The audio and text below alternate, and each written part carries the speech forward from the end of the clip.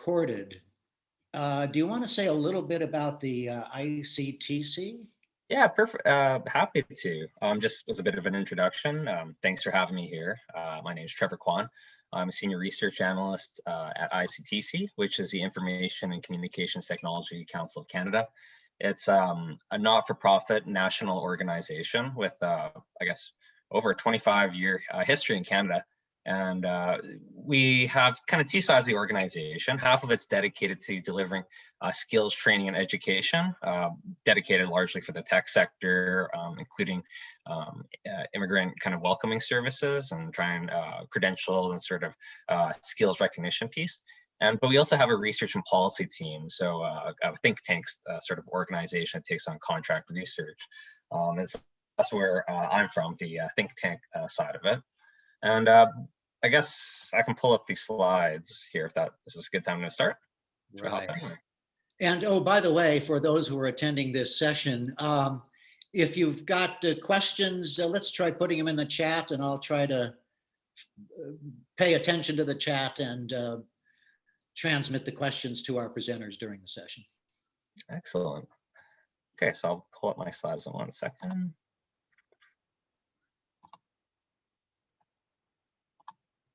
Okay, so hopefully it's working for you guys. Yeah. Okay, let me pull up the full screen mode. Is this working over here? Yes. But yeah, so just to put this into context, for this research papers or studies as part of a larger initiative that's funded by the government of Canada, looking at emerging technologies and what this means for the larger economy and employment, and kind of nature of employment in Canada. So it's a multi-year sort of initiative, and this is just one paper in it. And when I'm talking about the social impacts and responsible innovation technology, it's kind of meant in the broadest sort of sense. Here's a little kind of excerpt from it. So looking at both the positive components of new technologies and innovation, which the benefits are often fairly straightforward, but it's to look at the unanticipated consequences, the long-term implication, things that are perhaps less obvious. So the goal of this paper was to look at it from a real kind of holistic sense across many different dimensions, and not to be too limited at any particular piece, such as privacy or job impacts, but to look at it in kind of a larger framework across these changes. So obviously, I don't have to bore anyone here about how technology has changed and the fact that we're doing this video conference and connected around the world.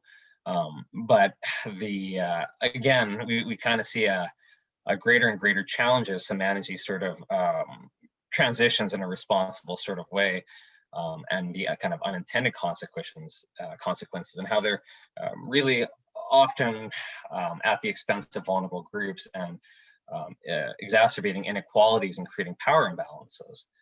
So we're looking at these kind of issues of adoption, and it's to try to look at many different frameworks and look at these issues, but in a way to make it accessible to a wide variety of audiences. So the paper is for policymakers, it's for organizations, citizens, and also researchers, but it is admittedly not a highly technical paper.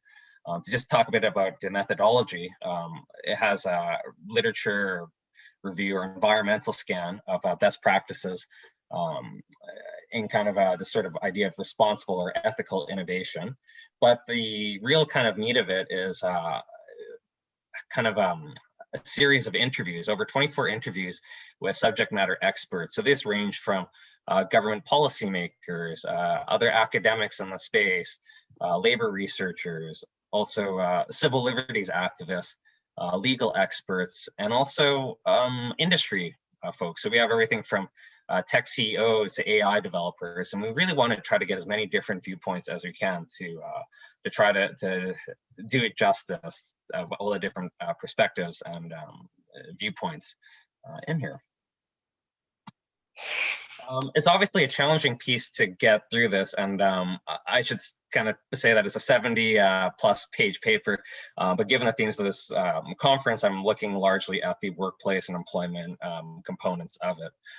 But as part of the framework, many of the ways you saw was in kind of 6 common principles. listed here. And it's worth noting that we try to represent it in an overlapping way because often the different categories bleed into each other. It's not always clearly distinct. So first is like anticipation. What are the unintended consequences, the less obvious sort of risks? Myself, I kind of see it as the Black Mirror dystopian view of like this technology happens and what is the worst case scenario that could occur. And moving from there is inclusion and diversity, which is obviously top of mind. And we hope that that will also help with the anticipation aspect. The more different viewpoints we have, and especially from vulnerable groups, hopefully that will help foresee some of the risks and challenges of this sort of technology adoption. We also have a large component dedicated to interdisciplinary studies and collaboration. I think part of the issue has always been that perhaps an overly focused view on the technical components. Can things be done, but should they be done in this sort of way? Beyond the technology place, what is where's the labor voice? Where's the ethics voice and the privacy component? So how can we kind of bring more different stakeholders to the table? Justice and fairness is a bit of a tricky one. It deals with equality and equity and really dealing with the sort of power imbalances that come in these tools.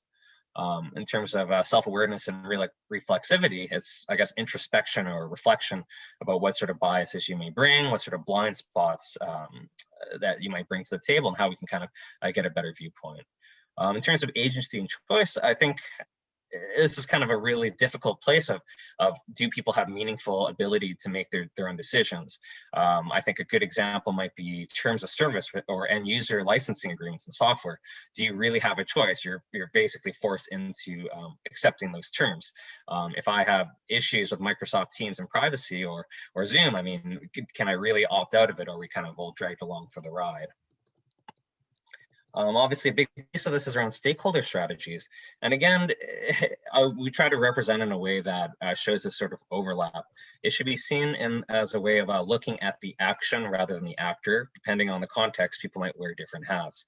So one group is adopters, and these are people who are often at the forefront of it and the most visible kind of public-oriented sort of place. So consultation, public engagement, communications for these sort of new technologies and innovation. Consumers looks at the people who are making use of the service or product, and they have more power than just simply their purchasing power and their kind of options to buy these products or services. But we also see kind of, I think we are starting to see people look at making sure they like what is going on and understand the downsides of the service that they buy, and are kind of asking harder questions from corporations around this sort of ethical challenges. Groups and individuals is kind of another group of stakeholders, and it's worth noting that we're looking at it both at a individual level, but there's also different implications for groups. So in Canada, one of the groups that's often looked at as a marginalized and vulnerable group is Indigenous and First Nations people. And so there's a program called OCAP, which stands for Ownership, Control, Access, and Protection, and looks at First Nations data and notes that there's a higher standard needed for sensitivity in the use of this data to recognize historical inequities and abuse of this publicly collected data. So it can kind of set a higher bar for protection.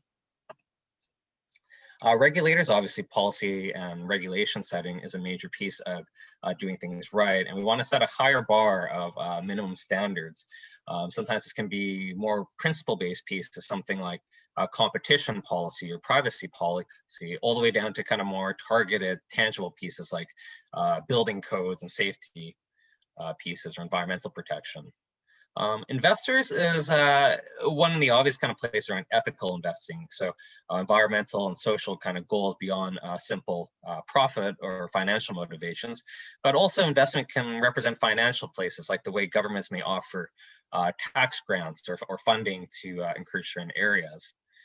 Innovators is really kind of a little bit more of the tech side. So the technologist piece, and looking at kind of how you can do it in the blanket idea of tech for good, and inclusion, and trying to look at these things more in a holistic way rather than simply, can we deliver a product and does it work well and does it generate revenues, but is it making life better for people? Is it improving society, and have kind of some larger overarching goals?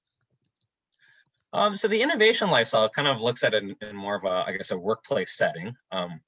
And one of the things we're trying to do is change this conversation around like delivery of products. Traditionally, it's the innovation life cycle can often be seen as the move fast and break things sort of cliche. And in software development, whether that's agile software or waterfall sort of methods to try to get some sort of minimally viable product and trying to just get things out there and to iterate. But we want to ensure that people are looking at the overall process. So to make sure the right people at the table and to have that sort of anticipation aspect before you embark on this work, and to get feedback from a variety of folks who might see things that technical teams may not. And also to acknowledge that once a product ships, that the process does not end there. There's often consequences and unintended use cases that go on beyond you getting something out the door, and to kind of reflect those sort of challenges that are inherent in there. And just to kind of pull out some different excerpts from the paper, obviously employment is a challenge, and I think a lot of people do have fears over what automation will do, and whether that's kind of at a lower level for robotics and around manufacturing, but also increasingly with AI machine learning has kind of put a new kind of a threat to people's work in here. And so I should acknowledge that technology definitely is a job creator in the long term, but we cannot dismiss the short-term impacts. It's little consolation should your type of work be lost to know that in 100 years there are more jobs, but it doesn't help you right now. So I think this is part of a larger conversation about what this means for knowledge-based workers, that it's not just necessarily picking at some of the, I guess, what we call lower or lesser skilled jobs, but it might expand to more of the white collar workers as well.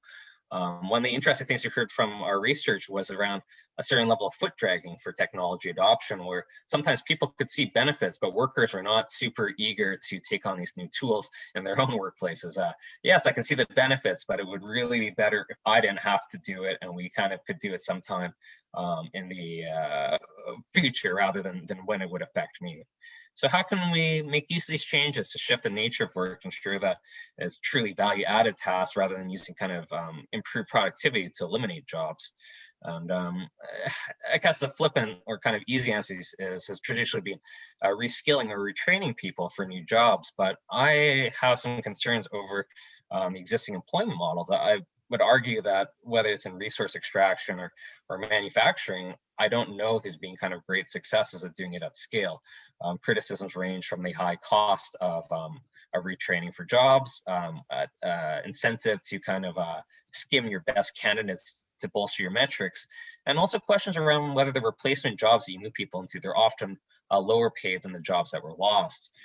If reskilling has ever been done, I would welcome some kind of conversation there. I'd love to kind of hear more about where we can learn from some positive, successful examples.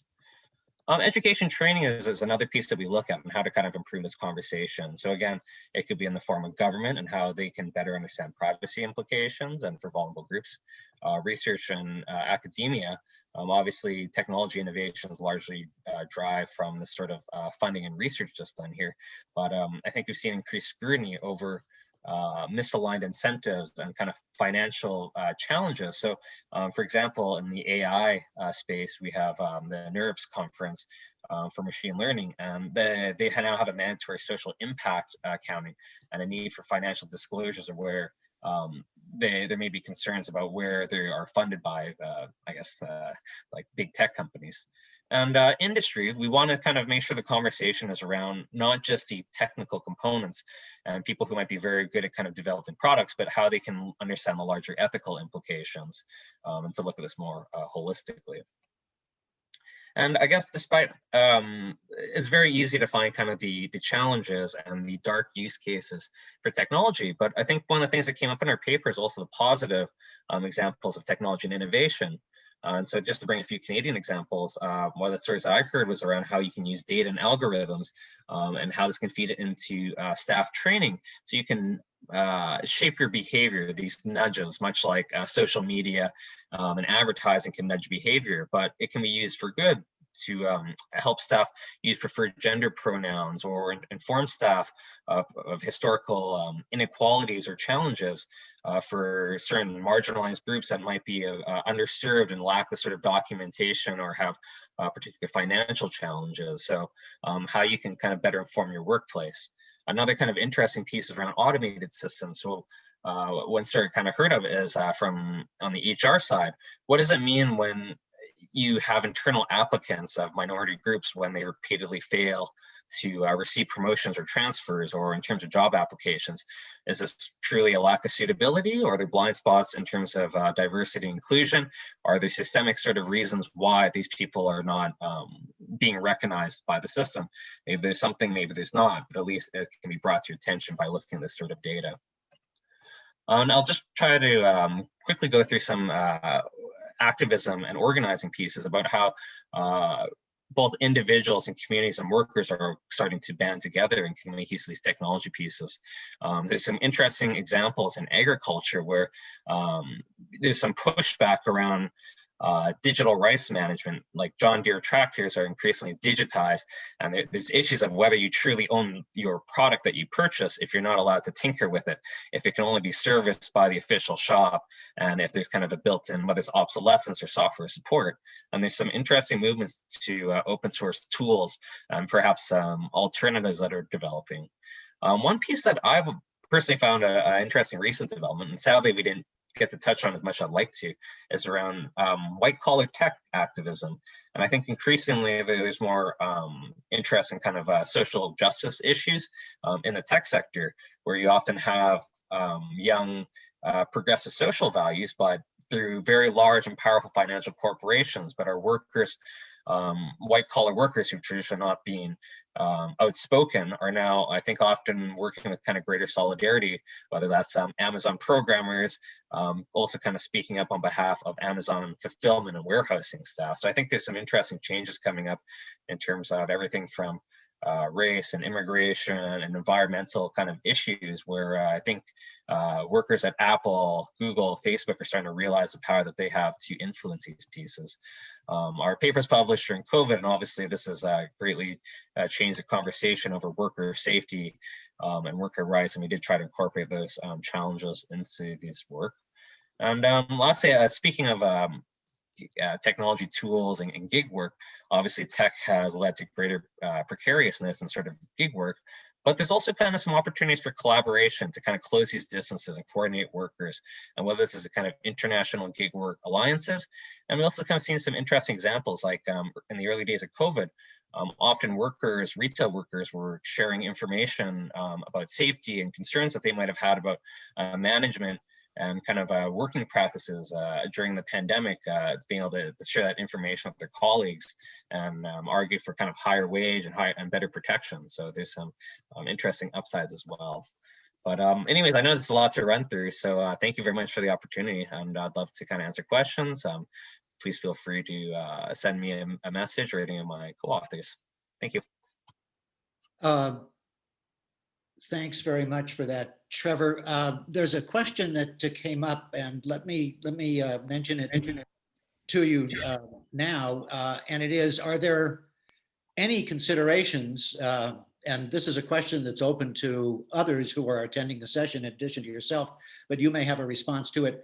Are there any considerations among the experts for value-added taxes on technology, for example, robots, artificial intelligence, for wealth distribution to society, as examples, displaced workers and municipalities? I think it's a very good question. I guess a flippant kind of way it's become referred to as something of a robot tax. And if I recall correctly, I think that's been popularized by Bill Gates. Myself, I think it is one of many possible kind of policy tools. I don't know how easy it would be to do in practice. I think it's interesting. I've been working as a researcher in kind of technology and innovation space. I was formerly with the provincial government in BC, and I've seen a real change of kind of, I think, recognition of these issues. And to think that now I hear terms like UBI thrown around, universal basic income, kind of this idea that changes are happening quickly, and what has gone from a very, I guess, kind of a funny small niche of UBI where you have people who are very passionate about it, but it was a very kind of a thing that you would not say in polite company. It's a very kind of fringe view. Now I think there is an increasing kind of acceptance that it may take a lot of redistribution and maybe a greater role of the social welfare state to address these issues that the market may be greatly challenged to find decent, meaningful work for all. So hopefully that helps. In terms of taxes, I'm not exactly sure how that might work. Yeah. Do we have others who want to comment on that interesting question? Anybody? Yeah, I'm happy to jump in. So one comment that I would make in terms of how you would target such a tax is that we want to think very carefully about what we mean when we say robots, for instance.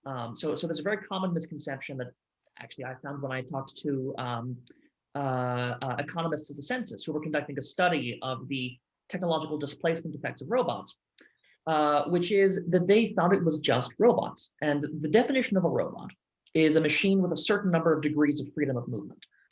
There's an enormous amount of automation that happens that has nothing to do with robots. In fact, actually, in a study that an industry that I've studied very deeply, optoelectronics, I looked at about 481 production process steps. I would say that of those steps, there were no more than 10 that actually had anything that could be defined as an industrial robot running them. And yet there was enormous automation and enormous substitution that was being driven by other kinds of machines and other kinds of technology. And so this is not in any way to say that we shouldn't be concerned about the effects of displacement by automation, quite the contrary.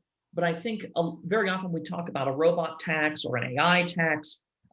We run the risk of sort of getting caught up in the buzzwords and actually missing the bulk of the effect of technological change on workers. And so we may end up focusing all of our value-added taxes using very particular methodologies that focus on particular kinds of technologies that kind of capture the public imagination. And we may find ourselves wondering afterwards why it didn't make a difference when 95% of the job loss isn't coming from robots. That's pretty interesting because I can recall two recent papers put out, I think one by the US Department of Labor and maybe one by another federal agency, US federal agency, that concluded that robots were in force in less than 10% of all manufacturing and service generating activity. So that kind of supports the point that I think you just made, Chris. It was Stephen, if I may say, you asked that question. Would you have an answer to your own question? What's your thinking about this? Stephen Havlovic? I've got concerns. I'll just give one example. Sudbury, Ontario, where Laurentian University produces the largest quantity of nickel in the world. And we've lost 20,000 miners over the last 2 decades by the more broadly defined automation. So some of it's robotic, but they pulled cable all through some of the mines, and they have people on the surface running very large, Caterpillar style equipment by joysticks. And I can see where AI may be doing that, but we went from 24,000 miners down to about 4,000 miners. And Vale's a Brazilian-owned company, so most of the profits now go offshore. They don't stay in Canada for the most part. And there's clauses that were dealt with municipally with Sudbury back when Inco owned these mines that were tax breaks that continue. So our roads are in disrepair and the municipalities aren't getting properly funded. And workers that with overtime were making like 80,000 a year are now struggling in a service economy to find jobs. But there's no redistribution of this wealth, and it ends up going offshore. So that's just one example of why I'm concerned. I think the UBI, for the tax reasons, particularly that Chris was mentioning, probably is a better formula. I was thinking of the IRS code and the Canadian tax code, and it gets so specific that people find loopholes in all this. And I can see by these definitions where that would be a problem. But I don't think society's ready for UBI. But maybe, this has to hit a larger scale. But I think Trevor mentioned the white collar resistance, or somebody did, and I can foresee that coming when our university graduates, the accountants are automated with, AI TurboTax or something. That there's going to be more resistance. So I think you guys that are doing research of this are sort of on the cusp of maybe what's coming over the next decade or so. And I think also, David, about the truckers. I read that 2 million truckers in North America are at risk by automated driving in the next 10 years. And Amazon, not that they're making enough money already, as you guys know, they want to automate, their drivers, and Uber's, I think, trying to do this too. So I've got lots of concerns, which is why I raised the question. Right, and some of what you said for sure applies in North America, not just, of course, in Canada. The US has many of the same problems. It's interesting that you mentioned trucking.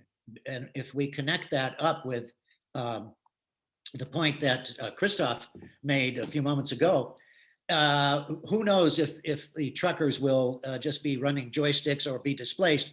But the big change, at least in this country for truckers, it started when Jimmy Carter was president of the United States, deregulating the trucking industry. And at that time, if you saw a small truck or a large truck on the road, that driver worked for a company that owned the truck. After that, and all through today, if you see a truck on the road, the chances are 80% that the driver owns the truck, is got a mortgage on the truck, and is paid on the basis of how fast he or she can get there. So even apart from robotics, that change in the regulation or deregulation, if you want to use it, of that industry really has had an enormous impact, which is why some people who are in the business of trying to develop self-driving vehicles, autonomous vehicles, start with trucking much more than they do with autos. So it's an interesting point and an interesting issue. Anybody else on this question? Feel free. Otherwise, I think we should. I made just one point. Yeah. Is it only the question to the panelists? If that, then I would not speak. No. It's no. Okay. I think that was a very interesting discussion, and it's sort of having worked in research and innovation for a large Indian IT company that focuses on innovation. I just wanted to say, I think the conversation is also changing significantly as the total value produced by automation and digital technology, which includes robotics, surpasses the value produced by human workers. And we are starting to see that shift happening, where a large percentage of GDP over time is getting substituted by traditionally what was human work. And one can see that shift also in, for example, aligned to, for example, the G7 countries, finance ministers yesterday agreeing to having a minimum 15% tax and taxing digital companies where revenue is generated, which speaks to Stephen's points of right now, a lot of that revenue is not staying within the community, but getting offshore, not even to the country, but to a different country, which sort of changes the whole model of how an economy was supposed to function in terms of money being a substitute for bartering.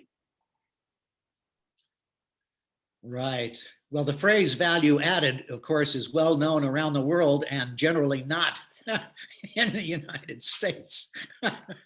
Sales tax, yes. Value add, no. What's the difference? And there is a difference, of course. Sorry, David, do you have time, or I was just going to make a comment? Go ahead. Yeah. I think it's interesting. I've done an AI and automation paper before, and I think as it comes to white collar worker, I think a lot of people see it as only chopping away at the bottom.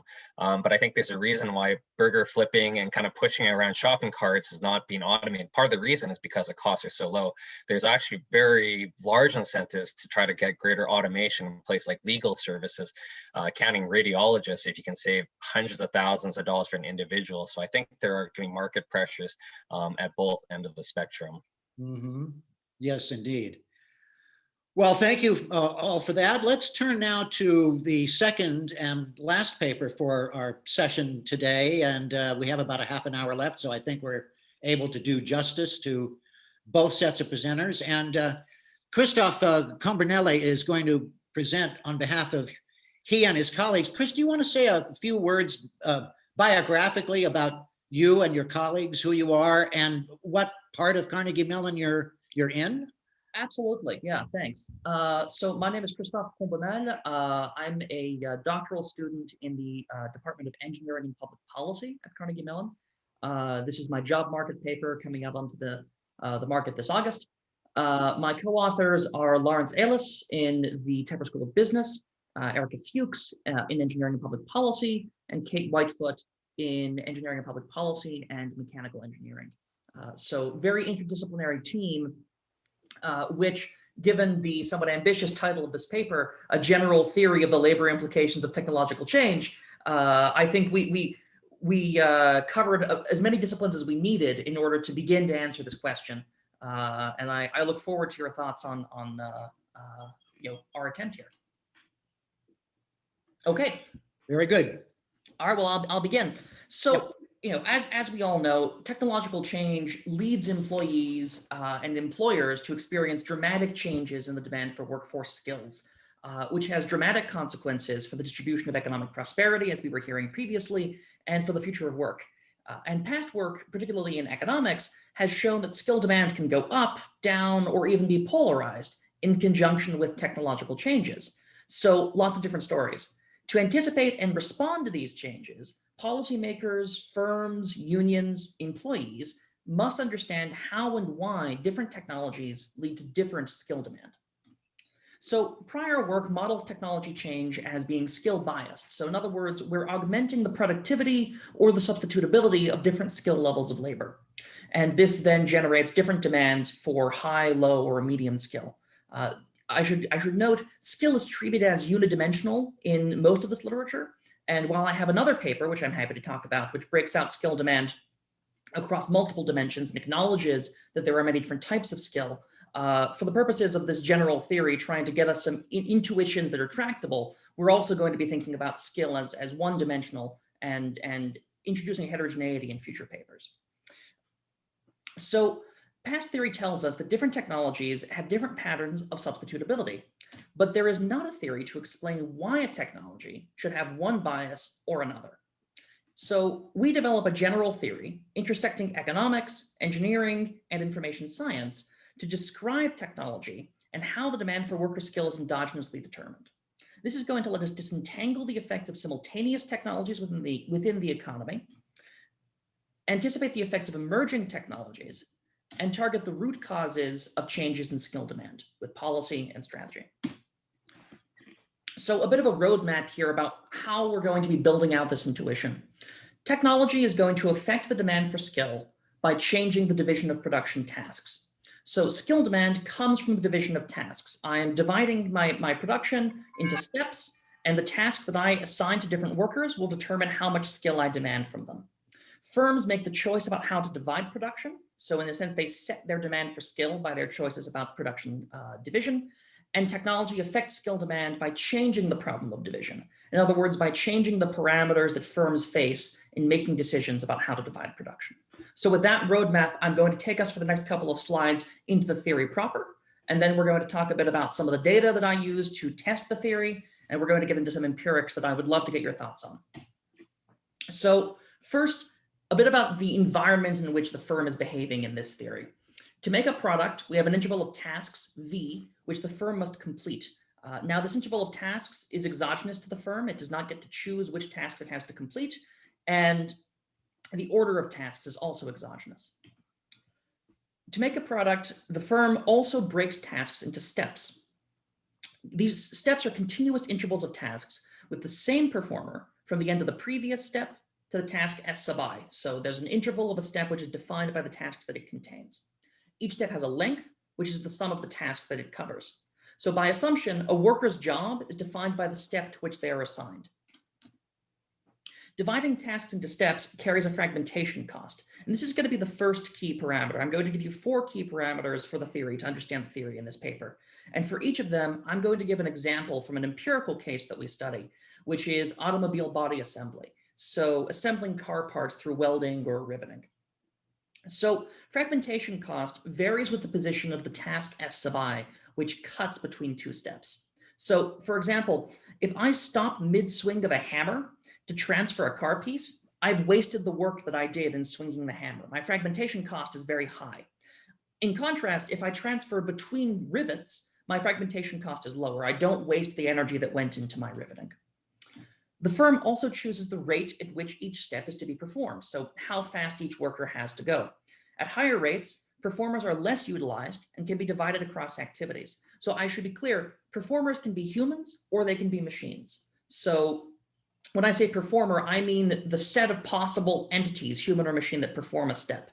And when I'm talking about workers, I'll say workers specifically. The function G, capital R, little r, is the number of performers needed to meet the production volume, capital R, given rate. Performers are not equally divisible, however.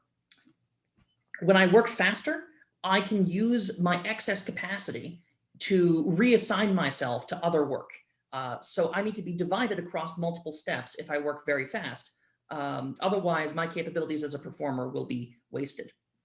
Hand welding can be split across many stations. Fixed machines cannot be split, which wastes surplus capacity. So there's a point at which the machine works so fast that making it work faster is not going to generate economic returns. This upper bound of productive rate is given by the divisibility of a performer, and it sets this upper bound R bar. This is the second key parameter of the theory.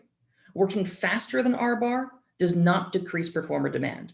However, volume might increase, increases in volume will increase capacity utilization so that higher rates are feasible at higher volume.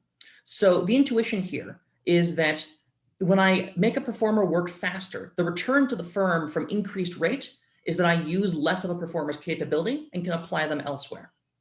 However, if I run out of work for the performer to do, working faster is of no benefit to me as the firm. Then, if I have much higher volume demand, or if the performer has a very low cost of being reassigned to multiple types of steps, the returns to working faster are much higher. And so I can continue to increase the rate of work. And again, this is from the perspective of the firm, which is seeking to optimize production. We're thinking about what drives the demand for skill from the firm.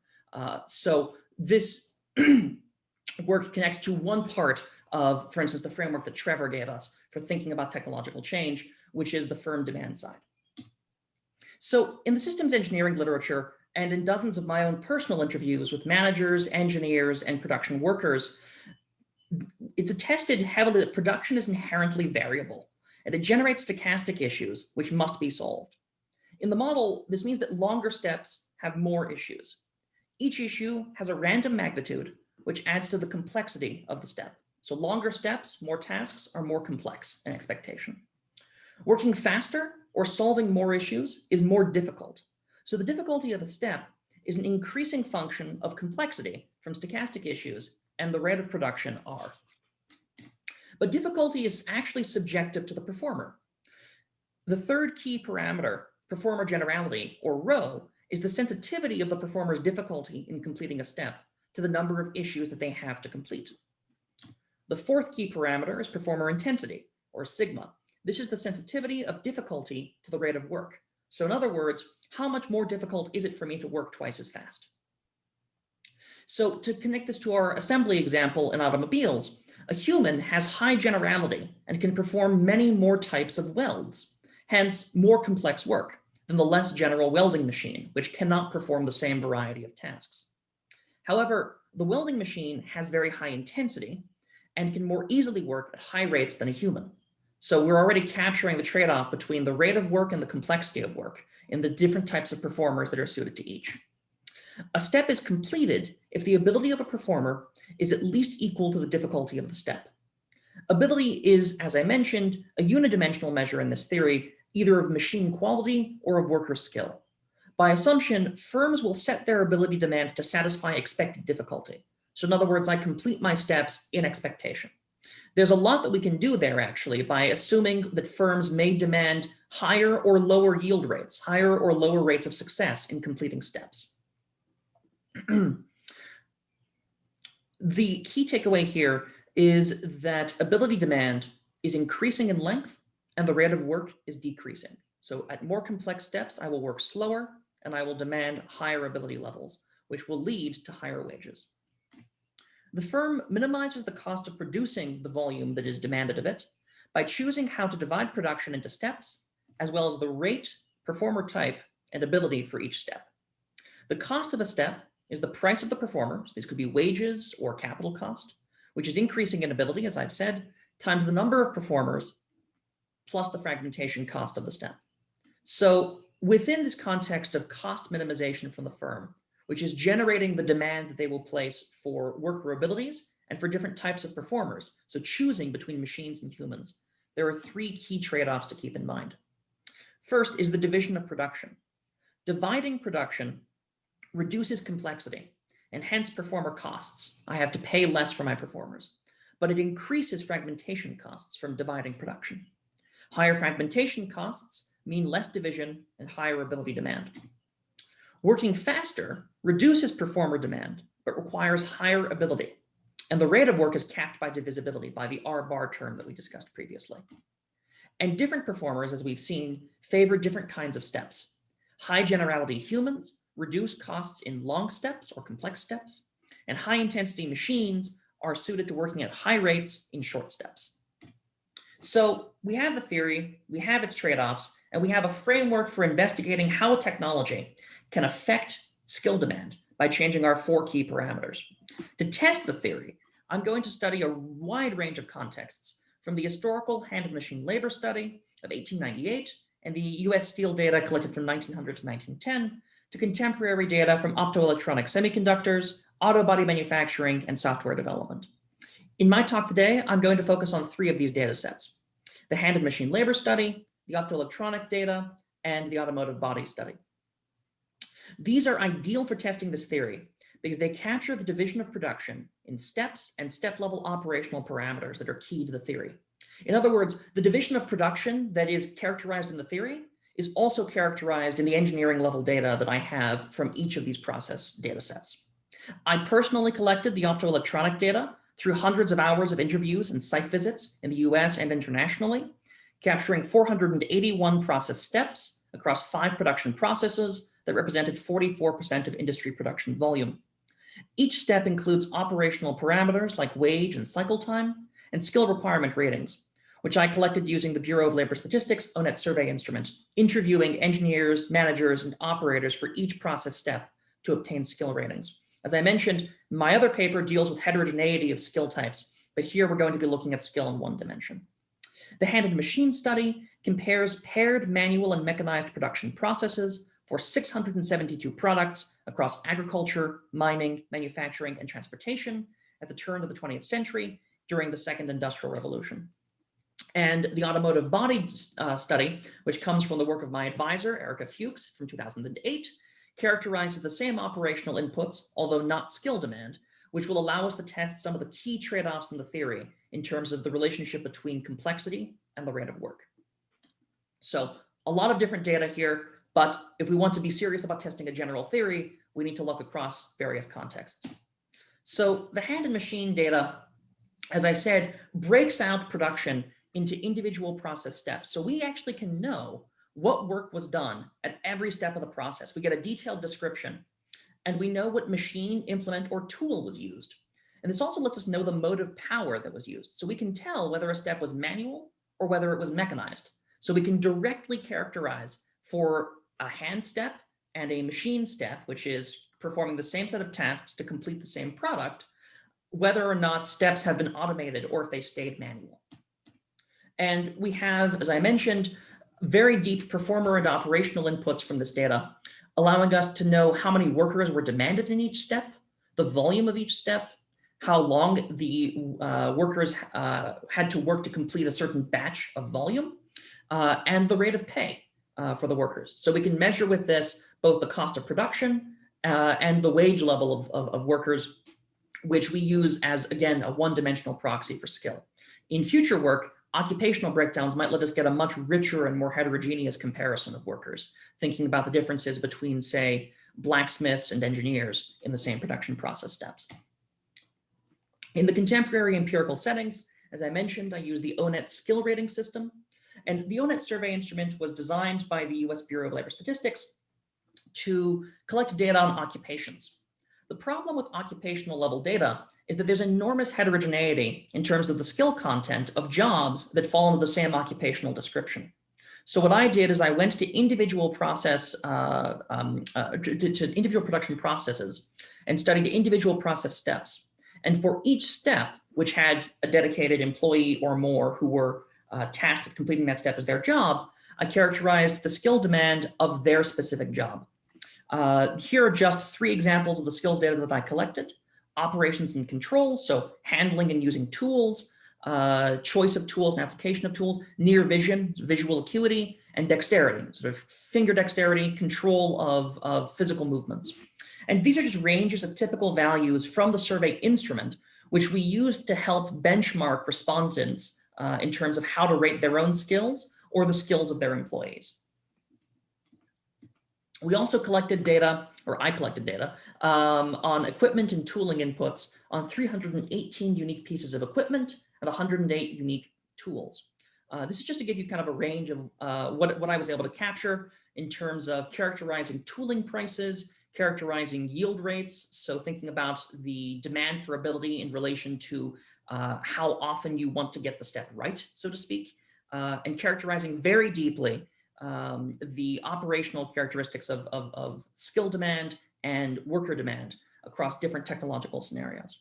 And I won't get into too much depth on the methodology, but this depth of data allowed me to construct a process-based cost model to produce examples of what the most automated possible production process would look like, or the least automated possible production process, allowing me to characterize how changes in technology would affect the demand for skill whilst controlling for organizational factors, geographic factors, and so on. So we come now to our results. And the first one that I want to show you is one of our key trade-offs in action. And this is the relationship between complexity and the rate of work. So on the left-hand side, you can see the automotive figure. And on the right-hand side, you can see the figure taken from optoelectronics.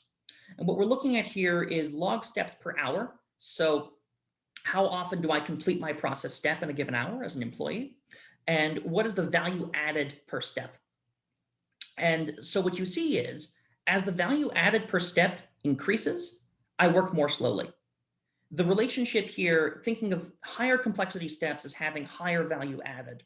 And in the paper, I go into depth on why that relationship is logical, but the general idea is the more tasks I'm completing, the higher my value added is, and the higher my complexity is.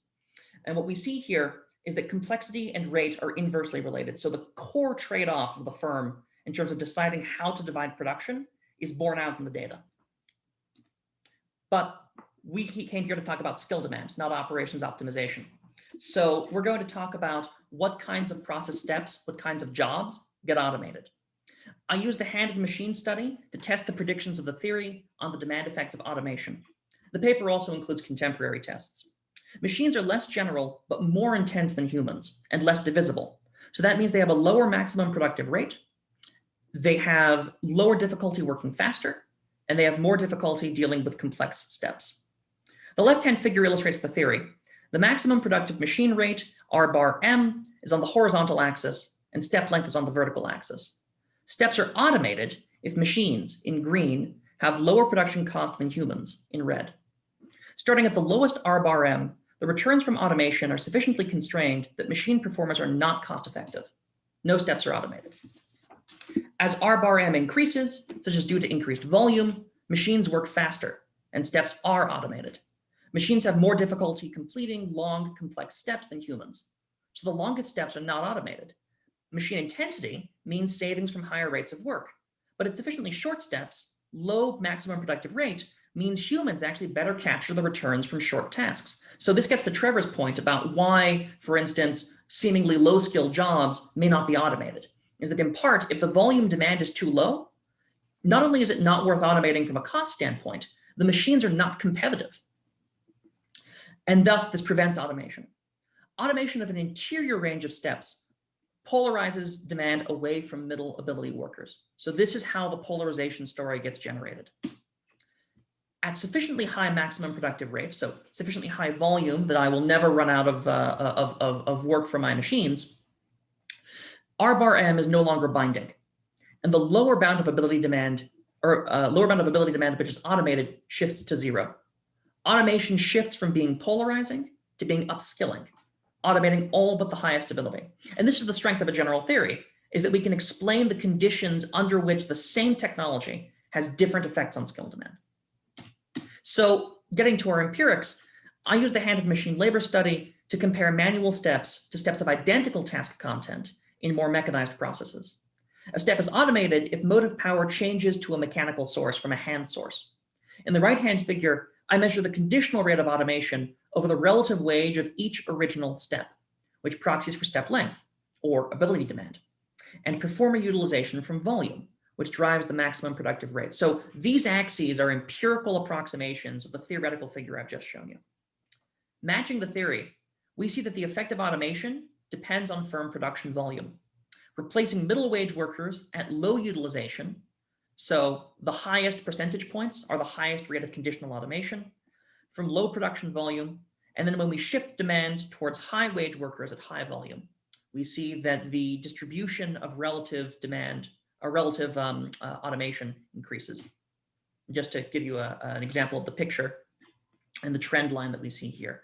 So this is a result that could not be predicted by established theory, because established theory does not endogenize the problem of the division of labor or the division of workers or machines across multiple steps. So then we can ask ourselves, what is the effect of a change in fragmentation costs? I'm going to actually skip that result and move on to the contemporary case just in the interest of time. Yeah, that's right, Christophe, because we have about 7 minutes left. So if you could maybe finish up in a couple minutes, we'll have some time for questions. Fabulous, fabulous. This is going to be my second to last slide then. So I use my optoelectronics data to test the predictions of the theory in a contemporary setting on the effects of parts consolidation, which is a major manufacturing trend since the 1960s. Think the change from vacuum tubes to integrated circuits, which occurs when discrete parts are integrated as one. And here, the integration of transmitter and receiver modules into a transceiver is what's going on in optoelectronics. The paper also includes historical tests of this phenomenon, which I've skipped over. So in the left-hand figure, we see that consolidation changes the number of steps with different levels of ability demand, because what consolidation is doing is increasing fragmentation costs because parts cannot be separated, whilst reducing issue arrival from reduced complex assembly requirements. So the process gets simpler, but it's harder to divide steps. Higher fragmentation costs lead to steps, especially the shortest, being merged, driving up the lower bound of step length and hence reducing demand for the lowest ability. Fewer issues means reduced ability demand, especially for the longest steps, driving down the upper bound of ability demand. The upper and lower bounds of ability demand converge, driving up demand for middle ability. This is exactly the opposite of polarization. This is a convergence of skill demand. And it shows us how a change in technology, in this case, a change in product technology, what it is that I am making, can turn some of the conventional narrative about the effects of technological change on its head. We're seeing a decrease in polarization. The right-hand figure is an empirical test of the theory, which tests the skill demand effects of consolidation in optoelectronics on the number of shop floor operators requiring different levels of cognitive skill. Consolidation narrows demand from low and high to middle skill, changing the number of jobs on the vertical axis, supporting more demand for middle wage workers and reducing inequality. Established theory could not predict this result because it does not endogenize the formation of process steps. The division of labor is what drives this key result for skill demand. I had some policy connections, which I'll skip over in the interest of time. We can talk about later. But so in brief, what does this theory do? It lets us explain the origins of technological effects on skill demand. For instance, we can ask, why is automation different than consolidation? And we can tell you that automation is a question of performers which are intense and not general. And consolidation is a question of changing the cost of dividing labor. It lets us identify policy and organizational mechanism. So for instance, if I make my workers less divisible, I reduce the competitiveness of low-skilled workers against machines. Because as you'll remember, the effect of polarization is because humans are more divisible than machines and thus can capture the benefits to low-length steps more readily. So if I make my workers less divisible, I have to make them more vulnerable to automation. And then finally, it lets us anticipate the effects of emerging technological changes. If I see the next technology coming out and don't yet have it affecting us, if I want to be able to get my best and worst case scenarios as in Trevor's analysis, this theory gives us a framework for estimating the direction of the pressure on skill demand from technology change. It won't give you the information on the unemployment rate. It won't tell you that skill demand will go up or down by 10,000 people, but it will give you the direction. And that can help guide further investigation at the industry level and at the economy level. So that's that. Thank you. Thank you. And someone has asked a question preceded by a comment. The definition of divisibility sounds like it includes inherent delays between steps or tasks. Does automation cut the inherent delays close to zero and the possibility of 24/7 operations with limited downtime and overtime?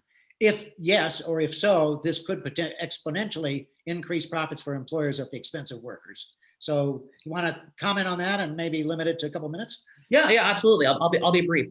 So the definition of divisibility absolutely includes inherent delays between steps or tasks. Now, what's interesting about this is depending on production volume in the facilities that I visited, that transfer is often still being done by a human, even if the work is done by the machine. So very, very high levels of automation could cut down these inherent delays close to zero, but there would still be high costs associated with machine handoffs. For instance, variation caused by moving from one construction environment or one fabrication environment to another is something machines still have a pretty hard time handling. And so this is still actually a role where human workers are involved. But you're absolutely right. In the long run, if that gets solved, if machine vision gets good enough, we could absolutely see machines being able to achieve very, very low fragmentation costs. And what that would ultimately achieve is a threat not just to low-skilled workers, but also to higher-skilled workers who are insulated by the complexity of their jobs. Because if you can break up their work very trivially, then the machines can do it as well. Here's two other short questions. How does your work square with the concept of a production function in economics?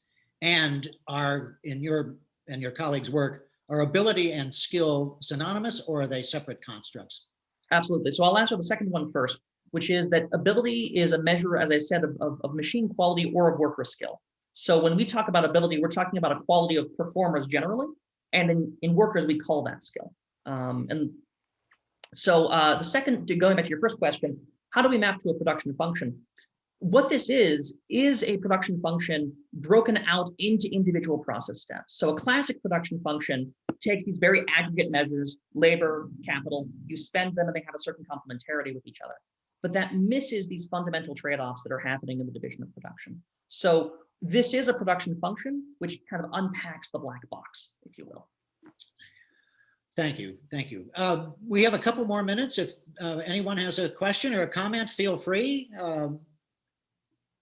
Now's the time to do so. Trevor? No, I was just saying thanks. I saw you unmuted. Yeah.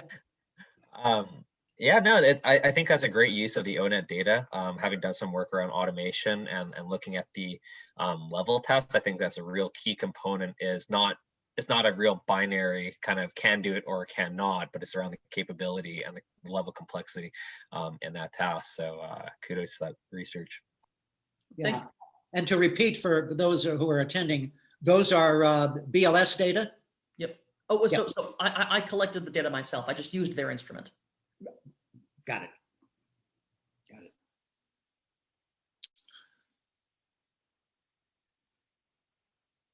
I can't help thinking of a chapter or two from The Wealth of Nations by Adam Smith and the making of the pins in the pin factory. Was that the example I think that was used? And That's probably an example of de-skilling, but of course, Smith connected it up to market expansion. And one point that I've always thought that's interesting about technological change concerns something, Trevor, that you mentioned early on in your remarks, and that's the concern about de-skilling and income reduction and so forth. But most of the major technological changes, I think, say with the railroads or with highway systems, or with virtual systems which were developed through satellite manufacturing and production in the 60s, tend to reduce prices to lots of people. And that has a leveling effect. And of course, if the demand for labor rises substantially, that has an employment and an income effect. So most of the things, and I'm not a specialist at all in technological change, but most of the things that I've read about technological changes in different periods seem to emphasize the overall net benefits to a society and economy, maybe not sufficiently recognizing the euphemistic word dislocations, downsides, negative effects. So just a comment. Yeah, I think that's a, oh, sorry, Stephen. No, you go ahead. I think that's a very fair point around the larger value add, but I think technology is kind of funny because especially see now at the internet pieces, a lot of this value is intangible, it's not measured in terms of competition policy. How can you argue for harm for Amazon if it results in lower prices to consumers and better service? Yet it's quite obviously worse for individual Amazon delivery drivers. What does it mean for small business? Many of these pieces are more complex beyond the simple kind of GDP metrics of it. Yeah, and of course, places like Amazon, which are building warehouses all over the country, the demand for the price of land increases. So the owners of those properties, now you have an effect. Well, thank you to both of you, Christophe, and you too, Trevor, for your presentations. And I think this session has officially concluded. Someone asked me during the session if the materials are available for download.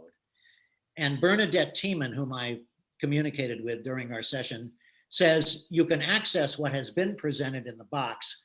And I think so far, Trevor, you have materials in there for your paper.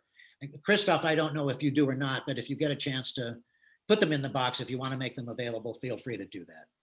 Yeah, I would be, oh, sorry, Steve has been raising his hand for a while, so I want to let him go. Stephen, go ahead. I just was thinking for a session for next year, David, I couldn't help but think of Frederick Taylor and sort of coming into the modern era with automation and all this. But, you know, reshoring's now happening where things were offshore because of low labor costs. And now with where we're at with mechanization and automation, we're reshoring. It would be fascinating next year to have a session on reshoring and how the topics we were covering today is playing into that.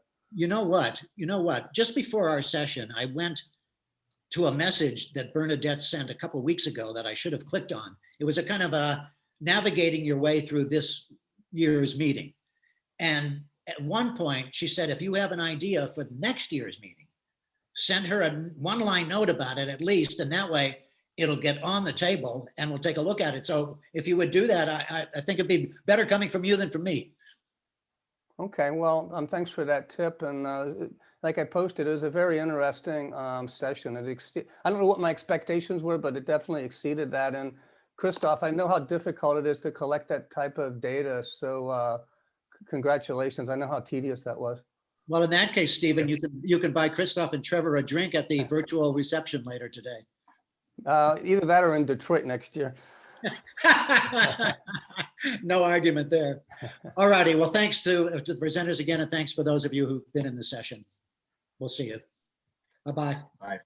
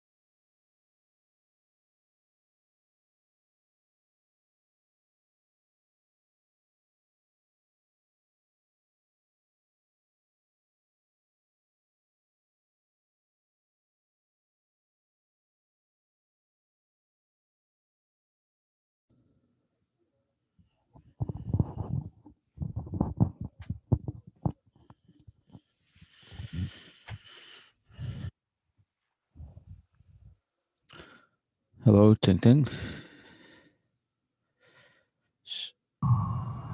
Harry, can you hear me?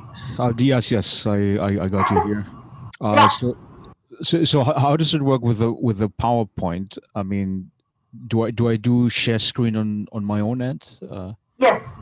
Okay. So I think they set up the setting, the Zoom setting that the multiple person can share. Like you can try it now because I'm not the host, but I still can share the intro slide myself. Okay. Yeah. I just stopped sharing, so try on your end. Okay. Okay, so this is like okay, so this would be present. So that works. Yeah, I can see your slide on my end. This is perfect. Okay, that's great. Stop share. Awesome. Thanks for coming early to kind of like try out this. Yes. This is. And also, we had a last minute addition, so there will be 4 presentations in our session. Yeah, I only saw 3 names, but On the program, yes, Okay. yes, and somehow the organizers emailed me, and then there was fourth presenter, like a fourth paper. So I think, given kind of like so far the kind of Q&A sessions for this conference, I think we can kind of like target 10 minutes and the maximum 12, and we still be able to kind of like get sufficient amount of Q&A and discussion at the end. yeah, I mean, I have a little bit more than 10 slides, but I mean, I'll work over it pretty quickly, I think so. Yeah, thanks. But I think that how are things going? I know I can't really stop recording, so everything we can hear, it will be recorded. It's okay. I mean, I've been to quite a few of these now. I mean, at this particular conference, and there's a lot of personal conversations in it, so it's okay. Yeah, I mean, so I'm basically I finished a dissertation. I guess the main things, and I also got funding for next year, so I'll stay on Princeton for another year, and then I'm in a job market in this fall, so. That's awesome. I'm just looking. I mean, anything like postdoc, assistant prof. I mean, any open. Going to ASA in the summer? Yeah. I have another paper at ASA that deals with Chinese automation and labor protests. Yeah. Well, that paper was just rejected this morning from Social Forces. So we're looking for a new friendly journal. Sorry about it. I think eventually it's really about the taste, right? It's like this conference, I see 80% of papers about COVID. Yeah. I mean, every paper it's like a new draw of the luck, but not new draw of the lot. But and did you see the job posting from Rutgers? Yeah, I think I saw that one. That sounds very appealing. I mean, but they didn't list any deadlines, so I'm not sure when the. Oh, Cindy, yeah. Just register ASAP, right? It's for September 2022, I think. Yeah. So yeah, maybe I'll work over it in the summer, and yeah, but I mean, I applied to a few. One job previously, I think it was at Syracuse, and that hadn't panned out so well, but Well, this year the job market is it's late. Tough, yeah, it's late of the cycle, and this year was really tough. Yeah. Well, let's hope this year, and then fingers crossed next year. I mean, they'll still be able to get funding from the department, and but yeah, I mean, this is going to be the big thing that's happening over our heads, right? It's like we have to see how fortunate the job market is this upcoming year, but yeah, I mean, I was also very fortunate because there were a few papers. There were 3 that were with faculty members, and those got published recently. So it was that's awesome. Yeah. But yeah. I don't really know about the kind of internal structure of the Princeton and I know you're with the sociology department, right? But I heard like the economic department, they have an industrial relations division. Like, is there any crosswork between those two departments? Yeah, I have no connection at all with IRS. I mean, I know of some of those people. I mean, like, you know, Henry Faber, for instance. But you know, I attended some of their seminars earlier on, but you know, but of course it's very economistic, you know, like Yeah. so I mean, in sociology, you know, you're trained to care about different things. You know, you care more about like stories that people tell about work and stuff. So yeah, so but I mean, like I follow what's happening. Also, like, you know, I enjoy a lot of the stuff that comes out of MIT. Like, did you go to that the author I talk work. yesterday? Yes. Listen to that, yeah. Yeah. And I also attended our weekly workshop. You know, because of the whole Zoom kind of like a workshop thing. So this year I got opportunity to attend the MIT like a, you know, Institute of Work and Employment Relations. They have weekly kind of like, you know, seminars, and it was really good. Yeah. So that's kind of like the bonus for the whole COVID, the silver lining. Yeah. I mean, that's really great about, you know, these online conferences, which is that you're not spending any time traveling, so you're not getting worn out in that way. You know, you can still sleep in your comfortable bed. But the negative thing, I feel like, you know, like a lot of the pleasure, like, you know, of being in the conference, like, you know, when I bumped into you 2 years ago, right? Yes. It's like, oh yeah, it's easy to reconnect again, or you meet new people again. Yeah, and it's like, and then this year it's like, you know, it's very hard to like expand the network. You can't really expand your network unless, you know, you bump into people, you know. So yeah, exactly. Hi, Bernadette.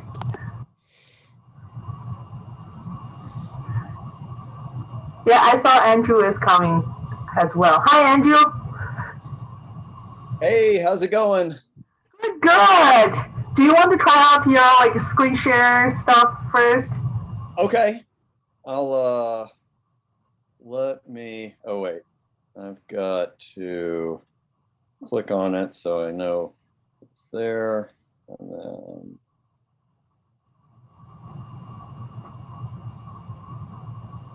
does that work? Yep. That's awesome. Very good. So there was a kind of last minute addition. We have 4 papers instead of 3 in this session. Yeah, I know there are only 3 on the program. So, and I think like, you know, we got time, but like I would really appreciate if we can limit within 12 minutes for each presentation. Okay, I think I can do 12 minutes. I'll like race through.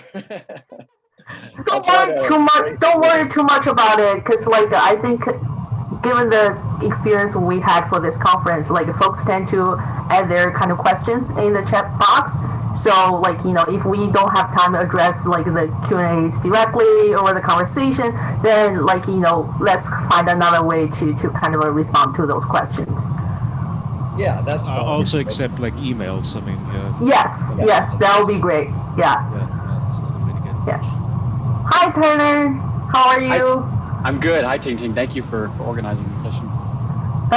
No problem at all. Like this seems like a very exciting list of papers. So looking forward to it. I just told like Andrew and Larry, like, you know, we have a last minute edition and we have another paper in this session. So it would be great, like if ever, like each of the presenter can kind of finish their presentation within 12 minutes. So we can leave some time at the for the Q&A at the end. But if you feel like you are prepared for 15 minutes, just go with 15 minutes. It's not a big deal. Like, you know, I can save the questions in the chat box and email you guys, and you can kind of like connecting in different ways. Great, that sounds good. Yeah, we can all present on 1.5 speed. It's like in a YouTube video. Yeah, we can do a restaurant, right? Yeah, and also like I don't know whether like, you know, they're gonna share those let me ask Benedict of this as well. Can I ask a question, Benedict? Bernadette, I think Ting Ting has a question. So like for this whole kind of recording, are you going to share like within the LERA website, or are you going to post it on YouTube, which is publicly? So it'll be on our website, but they will be uploaded to YouTube. Okay. Yeah, so my question is like, because we have a Recording now, or is this still recording from the previous session? I think this is recording